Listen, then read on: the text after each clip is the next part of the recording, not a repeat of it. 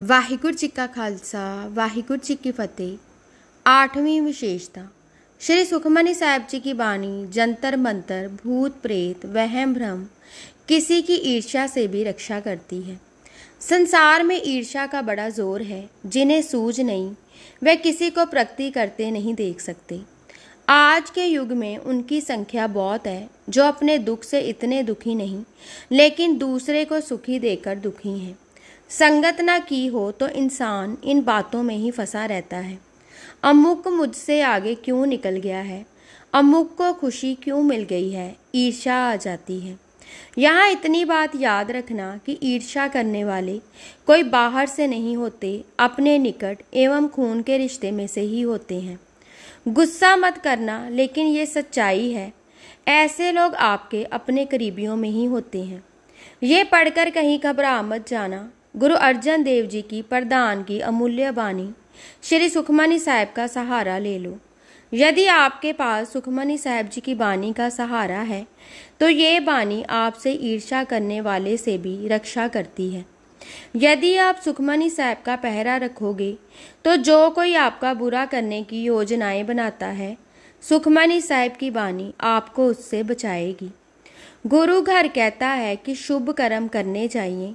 आप कभी नोट करो, जब कोई शुभ कर्म करे उसकी ऑटोमेटिकली शोभा होती है, और जब उसकी शोभा हो बीच में से अपने निकट के ही होते हैं, कोई बाहर से नहीं, जिनसे किसी की शोभा सहन नहीं होती, बर्दाश्त नहीं होती, फिर उसका बुरा करने की योजनाएं बनाते हैं।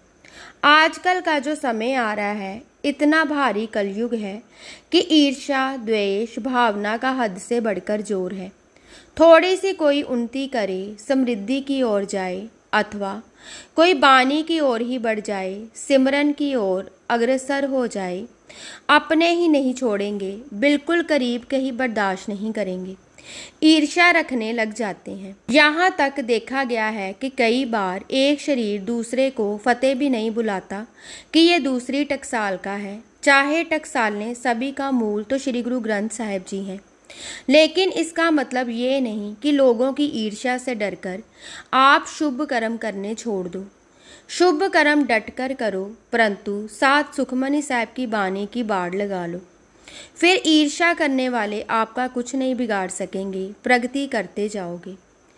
एक कीर्तनिया है, बड़ा मधुर कीर्तन करता है, बहुत ही रस है उसके कीर्तन में। उसकी एक बात दास को बहुत अच्छी लगी, मुझ पर बहुत प्रभाव पड़ा। दास आप जी से व्यक्त कर रहा है, पढ़कर अपने लिए सीख लेना। उस कीर्तनीय ने एक नियम बनाया कि जब भी कहीं कीर्तन करता है, कीर्तन की समाप्ति के पश्चात रसना तो तब तक कुछ नहीं लगाता जब तक एक पाठ सुखमनी साहिब का ना कर ले। कीर्तन करने के पश्चात सुखमनी साहिब जी के पाठ की बाड़ लगाता है कि सतगुरु शुक्र है सेवा ली है। यहाँ एक बड़ी सूक्ष्मता है। कई जिन्हें सूझ नहीं कि वह अच्छा कीर्तन कर लें, अच्छी कथा कर लें, अथवा कोई अन्य शुभ कर्म कर लें, और मैं आ जाते हैं, चाहते हैं कथा कीर्तन के उपरांत उनकी सेवा हो। ये अपना अपना स्वभाव है।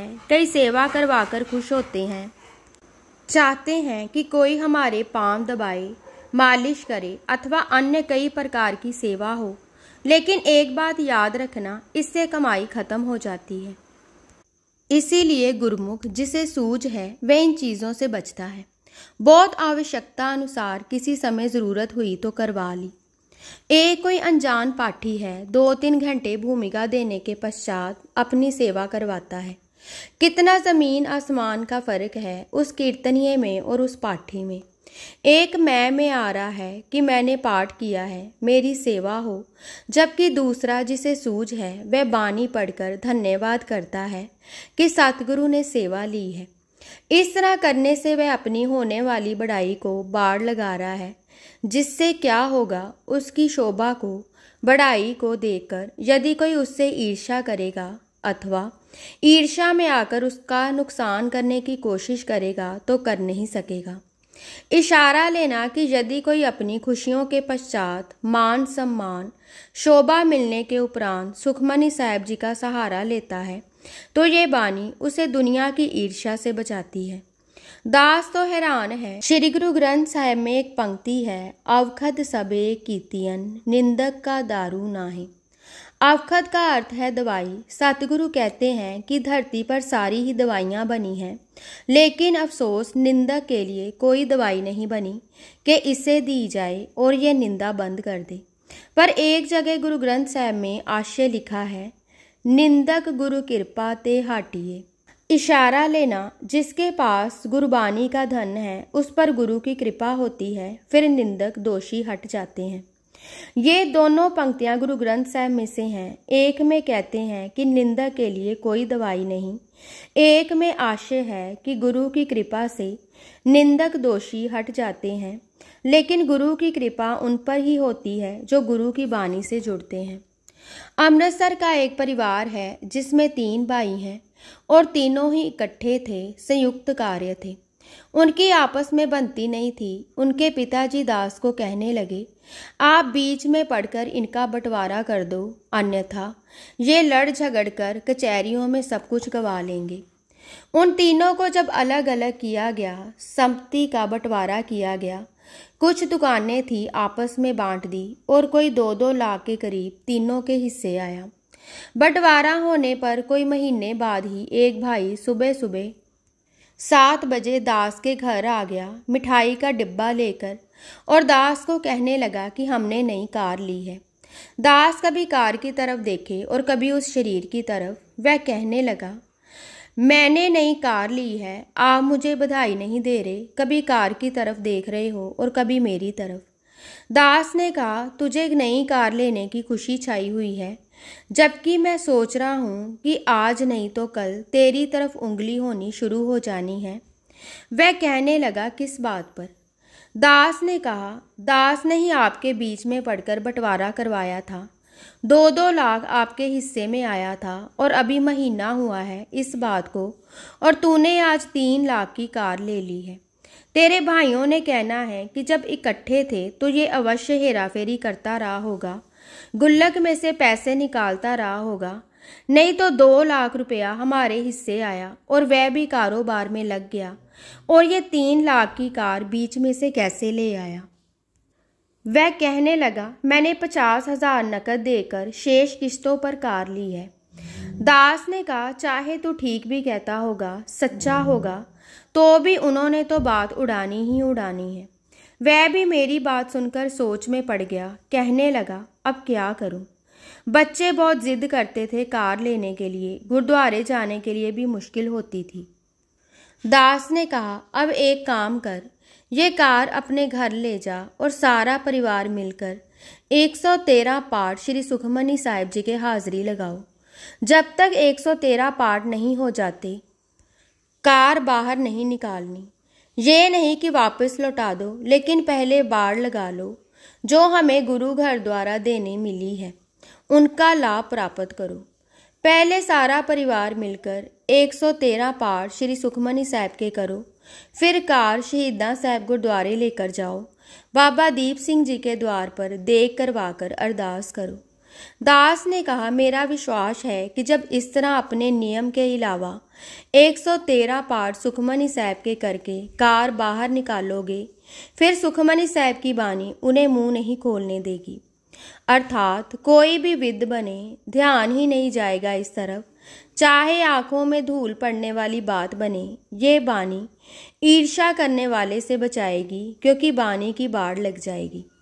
अन्यथा ईर्ष्या करने वाला तो ढूंढता ही है कि कोई बहाना मिले और बात उड़ाए। दास की विनती मानकर वह चला गया और 5-6 दिन बाद ही फिर आ गया और कहने लगा कि हमने सारे परिवार ने मिलकर 113 पाठ कर लिए हैं। 5 सदस्य थे वह, क्योंकि घर में नई चीज पड़ी होने के कारण सबको उत्सुकता लगी हुई थी कि शीघ्र इसका प्रयोग करें। दास ने कहा, शाबाश है जो आपने दास की विनती मानकर पाठों की हाजिरी लगाई है। अब कार शहीदां साहिब ले जाकर देख करवाओ। मेरा विश्वास है ये जो आपने सुखमनी साहिब की बानी की बाढ़ लगा ली है, ये अब आपकी ईर्ष्या करने वालों से रक्षा करेगी। यकीन करना, उसके दोनों भाइयों का कोई ध्यान ही नहीं गया इसकी तरफ कि इसने कार ली है, कैसे ली है। जैसे सुखमनी साहब जी के पहरे ने उनका ध्यान इधर से हटा ही दिया। किसी के घर 7-8 साल बाद लड़का हो तो कई उसे काला टीका लगाते हैं ताकि जिन्हें हमारी खुशी नहीं पाती उनकी नज़र न लग जाए। किसी की इस तरह की दुर्लभ औलाद हो, वह कह देते हैं इसे नज़र लग गई है, ये रोता बहुत है, बीमार बहुत जल्दी होता है। ईर्ष्या करने वालों से घबराने की आवश्यकता नहीं। अपने पिता की प्रदान की हुई बख्शीशों से भरी बानी का सहारा लो। यदि बच्चे की माँ बच्चे को अपनी गोद में डालकर 6 अष्टपदियाँ ही सुखमनी साहब की रोज पढ़ ले तो उस बच्चे का कोई बाल बांका नहीं कर सकता। ईर्ष्या करने वाला कुछ नहीं बिगाड़ सकता। इशारा समझना कि आज के युग में ईर्ष्या का बहुत जोर है। आपको जब भी खुशियाँ मिले किसी पक्ष से भी ऊंचा उठो। परमात्मा के घर द्वारा, नाम जपने द्वारा, कथा कीर्तन द्वारा या संसारिक पक्ष द्वारा, धन दौलत द्वारा, कारोबार द्वारा, औलाद द्वारा कोई भी खुशी मिले तो सुखमनी साहब की बाड़ अवश्य लगाओ। ये ईर्ष्या करने वालों से रक्षा करती है। बाबा जी भी वचन करते थे और कहते थे कि पतंग ज़्यादा बड़ी हो तो डोर का गोला बड़ा कर लेना चाहिए, अर्थात जितना ऊंचा उठ जाओ उतना अपना बानी का नियम बढ़ा लो, फिर खुशहाली है, अन्यथा गिरने का भय होता है। अन्यथा ये दुनिया है, नहीं कोई किसी की उन्नति, किसी की खुशी को बर्दाश्त करता। कुछ समय पूर्व की बात है कि हम दूसरे शहर गए, कार्यक्रम था कीर्तन का। वहां से वापसी गाड़ी ना मिली। अमृतसर पहुंचना था समय पर, यहाँ भी कार्यक्रम था। वहाँ दास के मित्र हैं गुरुमुख प्यारे। दास को कहने लगे आप मेरी गाड़ी ले जाओ, मैंने 1-2 दिन में अमृतसर आना है और वापस ले जाऊंगा। मजबूरी थी, हम उनकी गाड़ी में आ गए। बड़ी गाड़ी थी 15 लाख की। अगले दिन जब कीर्तन के कार्यक्रम हेतु निकले तो वही गाड़ी निकाल ली। अभी सिर्फ कॉलोनी में ही थे तो एक सज्जन कहने लगा कि बहुत बड़ी गाड़ी ली है। दास ने सारा विवरण बताया और कहा भाई ये हमारी नहीं। थोड़ा आगे गए तो कोई रिश्तेदार मिल गया। दास चला रहा था गाड़ी। वह कभी गाड़ी की ओर देखे और कभी मेरी तरफ फतेह बुलाना ही भूल गया। अंत मरण से उससे बर्दाश्त नहीं था हो रहा। दास ने गाड़ी का शीशा खोलकर उसे भी बताया कि भाई साहब ये गाड़ी हमारी नहीं। अब मेरे साथी कहने लगे इस गाड़ी को घर ही वापस खड़ी कराते हैं और अपनी छोटी गाड़ी में ही चलते हैं। दास ने भी कहा यही ठीक रहेगा, क्योंकि नहीं तो जो भी देखेगा यही समझेगा कि ये हमारी गाड़ी है। अवश्य इन्होंने कीर्तन के पैसों में से ली होगी। अर्थात कोई बर्दाश्त नहीं करता किसी की खुशी, किसी की उन्नति। आप कोई नया कारोबार शुरू करो, नई दुकान, नया कारखाना या शोरूम खोलो, नई कोठी बनाओ, नई कार ले लो, कोई विरले ही होंगे जो आपकी खुशी में मन से खुश होते हैं। वही खुश होंगे जो आपसे मन से प्यार करते हैं। अन्यथा अधिकतर से किसी की खुशी बर्दाश्त नहीं होती। अब कई यहाँ सूझ नहीं, लोगों की ईर्ष्या से बचने के लिए नींबू मिर्चें लटका लेते हैं। कई काली परांदी व कई नज़र बट्टू अथवा नाककट्टी लटका देते हैं। वे ये मानते हैं कि ये चीज़ें हमें लोगों की बुरी नज़र से बचा सकती है। हे गुरु प्यारो, आपके पिता ने आपको ऐसा हीरा लाल प्रदान किया है, उसका सहारा लो। जब भी दाता कोई नया कारखाना, कोई कोठी, नया शोरूम, नई कार, दुकान दे, अपने नित्य नियम के अलावा कोई 2 महीने, 5 महीने, साल के लिए सुखमनी साहब का नियम बढ़ा दो। दास का विश्वास है कि इस बानी में ऐसी बख्शिश है, ऐसा अमृत है जो आपको आपके साथ ईर्ष्या करने वालों की कुदृष्टि से बचाएगी। अमृतसर में ही कोई गुरुमुख प्यारे, उनकी पलाई की छोटी सी दुकान थी। उन्होंने तरन तारण रोड पर नया कारखाना लगाया। उन्होंने कार्यक्रम लिया हमसे वहाँ कीर्तन के लिए। जब हम वहाँ कार्यक्रम के लिए गए तो दास हैरान हो गया। इतनी बड़ी जगह के कारखाने का दूसरा कोना नजर नहीं थी आ रहा। कम से कम 100 कारीगर भीतर काम पर लगा था। दास ने कहा कि आपकी तो छोटी सी दुकान थी, उससे इतना बड़ा कारखाना वह कैसे?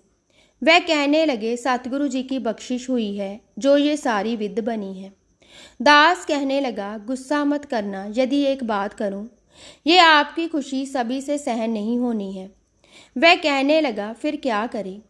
दास ने कहा, दफ्तर की कुर्सी पर बैठकर प्रतिदिन एक पाठ सुखमनी साहब का आप या आपका भाई कोई भी कर ले करना है, फिर आपका कोई कुछ नहीं बिगाड़ सकेगा। अन्यथा आपसे ईर्ष्या करने वालों से ये बर्दाश्त नहीं होना कि आपने छोटी सी दुकान से इतना बड़ा कारखाना लगा लिया है। ये सुखमनी साहब की बानी की विशेषता है कि ईर्ष्या करने वालों से हमारी रक्षा करती है।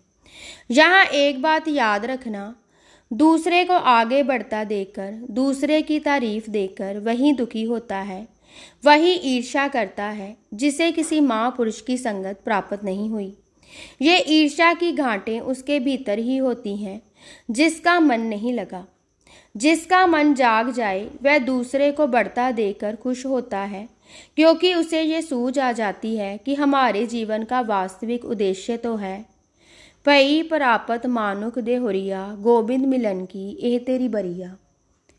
वह किसी से ईर्ष्या की दीवारें नहीं डालता। वह सहज में, आनंद में, टिकाव में, घबराहट से, ईर्ष्या से, द्वेष से ऊपर उठकर सबकी भलाई में जीवन बिताता है। किसी का बुरा ना सोचता है, ना करता है, किसी से वैर भाव नहीं रखता। संगत करने वाले का जीवन सामान्य व्यक्तियों के जीवन से भिन्न होता है। वह अपने मन को बुराई के समक्ष नहीं बेचता। वह अपने मन को ईर्ष्या, द्वेष, चुगली, निंदा, किसी का बुरा सोचना, बुरा करना, ऐसी बुरी चीज़ों के समक्ष नहीं बेचता, चाहे पैर पैर पर ईर्ष्या द्वेष भावना खड़ी है, क्योंकि संगत करने से ये बुरी बातें भीतर से निकल जाती हैं। ये सूझ आ जाती है कि किसी का बुरा करना, किसी से ईर्ष्या करना कितना बुरा है। यहाँ एक बात दास स्पष्ट कर दे कि किसी का बुरा करना व ईर्ष्या करना कितना बुरा है कि ऐसा करने वाले का किया जप तप साधना सब व्यर्थ चली जाती है। इसके अलावा दूसरे से ईर्ष्या रखने वाले का, दूसरे का बुरा करने वाले का अपना बुरा अवश्य होता है। जैसे कि दृष्टांत भी है, एक मेंढक एक तालाब में अपने साथियों सहित रहता था, परंतु वह अपने साथियों से बड़ी ईर्ष्या करता था। उसने एक सर्प से दोस्ती कर ली और उसे कहा कि मैं प्रतिदिन अपना एक साथी तेरे पास बहाने से लेकर आया करूँगा और तुम उसे खा लिया करना। वह प्रतिदिन ऐसे ही करने लगा। एक एक करके सर्प ने मेंढक के सारे साथी खाकर खत्म कर दिए। मेंढक बड़ा खुश, लेकिन अब सर्प को मेंढक खाने हेतु मिलने बंद हो गए। अब एक दिन जब मेंढक अपने मित्र सर्प को मिलने के लिए गया तो सर्प ने उसी मेंढक को ही खाने के लिए झपट लिया। मेंढक ने बहुत निवेदन किया और कहने लगा कि मैं तो तेरा मित्र हूँ, तू मुझे क्यों खा रहा है? सर्प कहने लगा कि तू तो अपने साथियों का नहीं बना और मेरा कहाँ बनेगा। ये कहकर सर्प ने उस मेंढक को भी खा लिया। इशारा लेना, दूसरों से बुरा करने वाले का अपना भी बुरा ही हुआ। एक अन्य दृष्टांत व्यक्त कर लें ताकि ये बात हमारे हृदय में बस जाए कि किसी का बुरा नहीं करना, किसी से ईर्ष्या नहीं करनी। एक राजा ने विद्वान पंडितों से कहा कि जो मुझे बढ़िया श्लोक सुनाएगा उसे 5 मोहरें इनाम के रूप में मिलेंगी। एक पंडित ने बहुत बढ़िया श्लोक सुनाया। राजा बड़ा खुश हुआ और उस पंडित ने कहा कि तू मुझे रोज नया श्लोक सुना जाया कर और 5 मोहरें ले जाया कर। पंडित ने रोज आना और श्लोक सुनाकर राजा से 5 मोहरों की हुंडी लिखवा लेनी और जाकर खजाने में से मोहरें ले लेनी।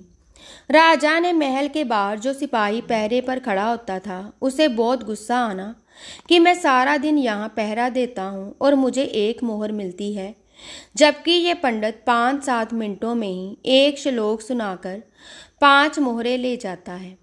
वह अंदर ही अंदर उससे ईर्ष्या रखने लग गया और योजनाएं बनाने लगा उसके बुरे की। एक दिन वह पहरेदार पंडित को कहने लगा कि राजा ने मुझे कहा है कि ये पंडित जब श्लोक सुनाता है तो इसके मुंह में से बड़ी बदबू आती है, इसलिए तो मुंह पर कपड़ा बांधकर श्लोक सुनाया कर। पंडित ने कहा ठीक है, मैं आगे से इस तरह ही कर लिया करूँगा। उधर दूसरी ओर वह पहरेदार राजा को कहता है कि ये पंडित बड़ा अभिमानी हो गया है, कहता है जब मैं राजा को श्लोक सुनाने जाता हूँ तो मुझे उससे बदबू आती है, इसलिए मैं कल से मुंह पर कपड़ा बांध कर आऊँगा। ये बात सुनकर राजा को बहुत क्रोध आया। अगले दिन जब पंडित सचमुच मुंह पर कपड़ा बांधकर श्लोक सुनाने लगा तो वह और भी क्रोधित हो गया और उसने श्लोक सुने बिना ही एक हुंडी लिखकर दे दी। पंडित ने सोचा, आज राजा ने मुझसे श्लोक सुने बिना ही मुझे मोरों की हुंडी लिखकर दे दी है, आज मैं ये हुंडी पहरेदार को दे देता हूँ। उसने ये हुंडी पहरेदार को दे दी। पहरेदार जब हुंडी लेकर खजाने के सिपाहियों के पास गया, ये सोचकर कि आज मुझे मोहरें मिलेंगी, सिपाही ने पकड़कर उसकी जुबान काट दी, क्योंकि आज वह हुंडी मोरों की नहीं थी। उस पर्ची पर राजा द्वारा आदेश था कि जो ये पर्ची लेकर आए उसकी जुबान काट दी जाए। ये दृष्टांत लिखने के अन्य कोई भाव नहीं, सिर्फ इतना कि अपने लिए सीख लेना। हम गुरसिख हैं, हमने अपने सातुर के दर्शाए हुए मार्ग पर चलने की कोशिश करनी है। हमारे गुरु साहिबान ने अपने जीवन में निर्वैरता के नमूने दिखाकर हमें सूझ दी है। गुरु साहिब का इतिहास पढ़ें तो गुरु साहिबान से कितनी ईर्ष्या कमाई गई, पर किसी भी गुरु साहिब ने ईर्ष्या का जवाब ईर्ष्या में नहीं दिया, अपितु ईर्ष्या करने वालों का भी भला ही मांगा। एक दिन दास को किसी ने प्रश्न कर दिया कि भाई साहब, गुरु का सिख तो किसी का बुरा नहीं करता, किसी से वैर नहीं रखता, ईर्ष्या नहीं रखता, क्योंकि गुरु नानक साहब ने रंग भरा है अपने सिखों में सबके भले का। लेकिन यदि कोई गुरु के सिख से ईर्ष्या करे, उसका बुरा करे, कोई जादू टूना तबीज कर दे, फिर सिख क्या करे। दास को और मान आ गया गुरु अर्जन साहिब पर कि उन्होंने हम जीवों पर कितना बड़ा परोपकार किया है, जो इतनी बख्शिश भरी बानी हमारे दामन में डाली। ये सुखमनी साहिब की बानी जंतर मंतर, वहम भरम, भूत प्रेतों से भी रक्षा करती है। यहाँ दास एक बात स्पष्ट कर दे, क्योंकि कई कह देते हैं कि ये सब चीज़ें नहीं होती, सबका अपना अपना विचार है, परंतु सुखमनी साहिब जी की बानी की पंक्तियाँ पढ़कर पता चलता है कि ये चीज़ें हैं। कई कोट भूत प्रेत सुकर मृगाज। श्री सुखमनी साहिब जी की 8वीं विशेषता का शेष भाग अगले भाग में सरवण करें। वाहिगुरु जी का खालसा, वाहिगुरु जी की फतेह।